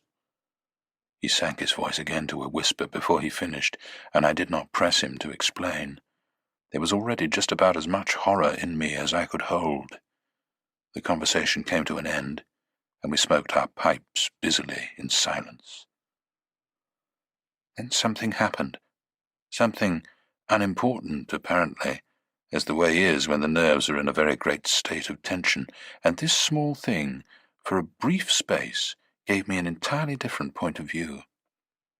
I chanced to look down at my sand shoe, the sort we used for the canoe, and something to do with the hole at the toe suddenly recalled to me the London shop where I had bought them, the difficulty the man had in fitting me, and the other details of the uninteresting but practical operation. At once, in its train, followed a wholesome view of the modern, sceptical world I was accustomed to move in at home. I thought of roast beef and ale, motor cars, policemen, brass bands, and a dozen other things that proclaimed the soul of ordinariness or utility. The effect was immediate and astonishing, even to myself. Psychologically, I suppose, it was simply a sudden and violent reaction after the strain of living in an atmosphere of things that to the normal consciousness must seem impossible and incredible. But whatever the cause, it momentarily lifted the spell from my heart, and left me for the short space of a minute feeling free and utterly unafraid. I looked up at my friend opposite. "You damned old pagan!" I cried, laughing aloud in his face. "You imaginative idiot! You superstitious idolater! You—" I stopped in the middle, seized anew by the old horror. I tried to smother the sound of my voice as something sacrilegious. The Swede, of course, heard it too. The strange cry overhead in the darkness, and that sudden drop in the air as though something had come nearer. He had turned ashen white under the tan. He stood bolt upright in front of the fire, stiff as a rod, staring at me. "After that," he said in a sort of helpless, frantic way, "we must go. We can't stay now. We must strike camp this very instant and go on, down the river." He was talking, I saw, quite wildly, his words dictated by abject terror, the terror he had resisted so long but which had caught him at last. "In the dark?" I exclaimed, shaking with fear after my hysterical outburst, but still realizing our position better than he did. "Sheer madness. The river's in flood and we've only got a single paddle. Besides, we only go deeper into their country. There's nothing ahead for 50 miles but Willows, Willows, Willows." He sat down again in a state of semi-collapse. The positions, by one of those kaleidoscopic changes nature loves, were suddenly reversed, and the control of our forces passed over into my hands. His mind at last had reached the point where it was beginning to weaken. "What on earth possessed you to do such a thing?" he whispered with the awe of genuine terror in his voice and face. I crossed round to his side of the fire. I took both his hands in mine, kneeling down beside him and looking straight into his frightened eyes. "We'll make one more blaze," I said firmly, "and then turn in for the night. At sunrise, we'll be off full speed for Comorn. Now pull yourself together a bit, and remember your own advice about not thinking fear." He said no more, and I saw that he would agree and obey. In some measure, too, it was a sort of relief to get up and make an excursion into the darkness for more wood. We kept close together, almost touching, groping among the bushes and along the bank. The humming overhead never ceased, but seemed to me to grow louder as we increased our distance from the fire. It was shivery work. We were grubbing away in the middle of a thickish clump of willows, where some driftwood from a former flood had caught high among the branches, when my body was seized in a grip that made me half drop upon the sand. It was the Swede. He had fallen against me and was clutching me for support. I heard his breath coming and going in short gasps. "Look, by my soul," he whispered. And for the first time in my experience, I knew what it was to hear tears of terror in a human voice. He was pointing to the fire, some 50 feet away. I followed the direction of his finger, and I swear my heart missed a beat. There, in front of the dim glow, something was moving. I saw it through a veil that hung before my eyes like the gauze drop curtain used at the back of a theatre, hazily, a little. It was neither a human figure nor an animal. To me, it gave the strange impression of being as large as several animals grouped together, like horses, 2 or 3, moving slowly. The Swede, too, got a similar result, though expressing it differently, for he thought it was shaped and sized like a clump of willow bushes, rounded at the top, and moving all over upon its surface. "Coiling upon itself like smoke," he said afterwards. "I watched it settle downwards through the bushes," he sobbed at me. "Look, by God, it's coming this way. Oh, oh!" He gave a kind of whistling cry. "They've found us!" I gave one terrified glance, which just enabled me to see that the shadowy form was swinging towards us through the bushes, and then I collapsed backwards with a crash into the branches. These failed, of course, to support my weight, so that with the Swede on top of me, we fell in a struggling heap upon the sand. I really hardly knew what was happening. I was conscious only of a sort of enveloping sensation of icy fear that plucked the nerves out of their fleshly covering, twisted them this way and that, and replaced them, quivering. My eyes were tightly shut. Something in my throat choked me. A feeling that my consciousness was expanding, extending out into space, swiftly gave way to another feeling that I was losing it altogether and about to die. An acute spasm of pain passed through me, and I was aware that the Swede had hold of me in such a way that he hurt me abominably. It was the way he caught at me in falling. But it was the pain, he declared afterwards, that saved me. It caused me to forget them and think of something else at the very instant when they were about to find me. It concealed my mind from them at the moment of discovery, yet just in time to evade their terrible seizing of me. He himself, he says, actually swooned at the same moment, and that was what saved him. I only know that at a later date, how long or short is impossible to say, I found myself scrambling up out of the slippery network of willow branches, and saw my companion standing in front of me, holding out a hand to assist me. I stared at him in a dazed way, rubbing the arm he had twisted for me. Nothing came to me to say, somehow. I lost consciousness for a moment or two, I heard him say. That's what saved me. It made me stop thinking about them. You nearly broke my arm in two, I said, uttering my only connected thought at the moment. A numbness came over me. That's what saved you, he replied. Between us, we managed to set them off on a false tack somewhere. The humming has ceased. It's gone, for the moment, at any rate. A wave of hysterical laughter seized me again, and this time spread to my friend, too, great healing gusts of shaking laughter that brought a tremendous sense of relief in their train. We made our way back to the fire and put the wood on so that it blazed at once, and we saw that the tent had fallen over and lay in a tangled heap upon the ground. We picked it up, and during the process tripped more than once and caught our feet in sand. "It's those sand funnels," exclaimed the Swede, when the tent was up again and the firelight lit up the ground for several yards about us. "And look at the size of them." All round the tent and about the fireplace where we had seen the moving shadows, there were deep funnel-shaped hollows in the sand, exactly similar to the ones we had already found over the island, only far bigger and deeper, beautifully formed, and wide enough in some instances to admit the whole of my foot and leg. Neither of us said a word. We both knew that sleep was the safest thing we could do, and to bed we went accordingly without further delay, having first thrown sand on the fire and taken the provision sack and the paddle inside the tent with us. The canoe, too, we propped in such a way at the end of the tent that our feet touched it, and the least motion would disturb and wake us. In case of emergency, too, we again went to bed in our clothes, ready for a sudden start. It was my firm intention to lie awake all night and watch, but the exhaustion of nerves and body decreed otherwise, and sleep after a while came over me with a welcome blanket of oblivion. The fact that my companion also slept quickened its approach. At first he fidgeted and constantly sat up, asking me if I heard this or heard that. He tossed about on his cork mattress and said the tent was moving and the river had risen over the point of the island.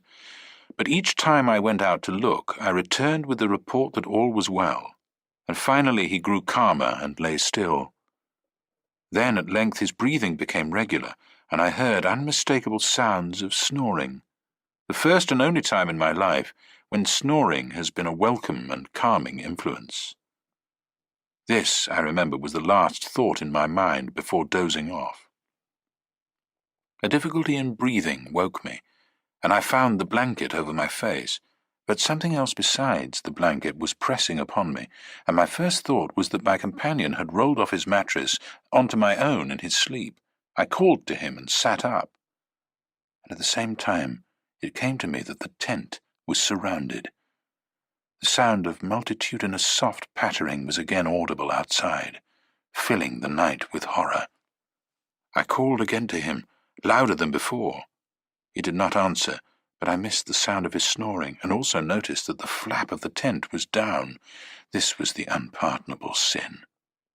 I crawled out in the darkness to hook it back securely, and it was then for the first time I realized positively that the Swede was not here. He had gone. I dashed out in a mad run, seized by a dreadful agitation, and the moment I was out I plunged into a sort of torrent of humming that surrounded me completely and came out of every quarter of the heavens at once. It was that same familiar humming, gone mad. A swarm of great invisible bees might have been about me in the air. The sound seemed to thicken the very atmosphere, and I felt that my lungs worked with difficulty. But my friend was in danger. and I could not hesitate. The dawn was just about to break, and a faint whitish light spread upwards over the clouds from a thin strip of clear horizon. No wind stirred. I could just make out the bushes and river beyond, and the pale, sandy patches. In my excitement, I ran frantically to and fro about the island, calling him by name, shouting at the top of my voice the first words that came into my head, but the willows smothered my voice, and the humming muffled it, so that the sound only travelled a few feet round me. I plunged among the bushes, tripping headlong, tumbling over roots, and scraping my face as I tore this way and that among the preventing branches. Then, quite unexpectedly, I came out upon the island's point and saw a dark figure outlined between the water and the sky. It was the Swede, and already he had one foot in the river. A moment more, and he would have taken the plunge. I threw myself about him, flinging my arms about his waist and dragging him shorewards with all my strength. Of course, he struggled furiously, making a noise all the time, just like that cursed humming, and using the most outlandish phrases in his anger about going inside to them, and taking the way of the water and the wind, and God only knows what more besides, that I tried in vain to recall afterwards, but which turned me sick with horror and amazement as I listened. But in the end, I managed to get him into the comparative safety of the tent, and flung him, breathless and cursing, upon the mattress, where I held him until the fit had passed. I think the suddenness with which it all went, and he grew calm, coinciding as it did with the equally abrupt cessation of the humming and pattering outside, I think this was almost the strangest part of the whole business, perhaps. For he had just opened his eyes, and turned his tired face up to me, so that the dawn threw a pale light upon it through the doorway, and said, for all the world just like a frightened child, "My life, old man. It's my life I owe you. But it's all over now, anyhow. They've found the victim in our place." Then he dropped back upon his blankets and went to sleep, literally under my eyes. He simply collapsed and began to snore again as healthily as though nothing had happened, and he had never tried to offer his own life as a sacrifice by drowning. And when the sunlight woke him 3 hours later, hours of ceaseless vigil for me, it became so clear to me that he remembered absolutely nothing of what he had attempted to do, that I deemed it wise to hold my peace and ask no dangerous questions. He woke naturally and easily, as I have said, when the sun was already high in a windless, hot sky, and he at once got up and set about the preparation of the fire for breakfast. I followed him anxiously at bathing, but he did not attempt to plunge in, merely dipping his head and making some remark about the extra coldness of the water. "River's falling at last," he said, "and I'm glad of it." "The humming has stopped too," I said. He looked up at me quietly with his normal expression. Evidently he remembered everything except his own attempt at suicide. "Everything has stopped," he said, "because—" He hesitated, but I knew some reference to that remark he had made just before he fainted was in his mind, and I was determined to know it. "Because they've found another victim?" I said, forcing a little laugh. "Exactly," he answered, "exactly. I feel as positive of it as though I feel quite safe again, I mean," he finished. He began to look curiously about him. The sunlight lay in hot patches on the sand. There was no wind. The willows were motionless. He slowly rose to his feet. "Come," he said. "I think if we look, we shall find it." He started off on a run, and I followed him. He kept to the banks, poking with a stick among the sandy bays and caves and little backwaters, myself always close on his heels. "Ah," he exclaimed presently, "ah." The tone of his voice somehow brought back to me a vivid sense of the horror of the last 24 hours, and I hurried up to join him. He was pointing with his stick at a large black object that lay half in the water and half on the sand. It appeared to be caught by some twisted willow roots, so that the river could not sweep it away. A few hours before, the spot must have been under water. "See," he said quietly, "the victim that made our escape possible." and when I peered across his shoulder, I saw that his stick rested on the body of a man. He turned it over. It was the corpse of a peasant, and the face was hidden in the sand. Clearly the man had been drowned but a few hours before, and his body must have been swept down upon our island somewhere about the hour of the dawn, at the very time the fit had passed. We must give it a decent burial, you know. I suppose so, I replied. I shuddered a little in spite of myself, for there was something about the appearance of that poor drowned man that turned me cold. The Swede glanced up sharply at me, an undecipherable expression on his face, and began clambering down the bank. I followed him more leisurely. The current, I noticed, had torn away much of the clothing from the body, so that the neck and part of the chest lay bare. Halfway down the bank, my companion suddenly stopped and held up his hand in warning, but either my foot slipped or I had gained too much momentum to bring myself quickly to a halt, for I bumped into him and sent him forward with a sort of leap to save himself. We tumbled together on the hard sand so that our feet splashed into the water, and before anything could be done we had collided a little heavily against the corpse. The Swede uttered a sharp cry, and I sprang back as if I had been shot. At the moment we touched the body, there rose from its surface the loud sound of humming, the sound of several hummings, which passed with a vast commotion as of winged things in the air about us, and disappeared upwards into the sky, growing fainter and fainter till they finally ceased in the distance. It was exactly as though we had disturbed some living yet invisible creatures at work. My companion clutched me, and I think I clutched him, but before either of us had time properly to recover from the unexpected shock, we saw that a movement of the current was turning the corpse round so that it became released from the grip of the willow roots. A moment later it had turned completely over, the dead face uppermost, staring at the sky. It lay on the edge of the main stream. In another moment it would be swept away. The Swede started to save it, shouting again something I did not catch about a proper burial, and then abruptly dropped upon his knees on the sand and covered his eyes with his hands. I was beside him in an instant. I saw what he had seen, for just as the body swung round to the current, the face and the exposed chest turned full towards us, and showed plainly how the skin and flesh were indented with small hollows, beautifully formed, and exactly similar in shape and kind to the sand funnels that we had found all over the island. "Der Mark," I heard my companion mutter under his breath. "Der awful Mark." And when I turned my eyes again from his ghastly face to the river, the current had done its work, and the body had been swept away into midstream and was already beyond our reach and almost out of sight, turning over and over on the waves, like an otter.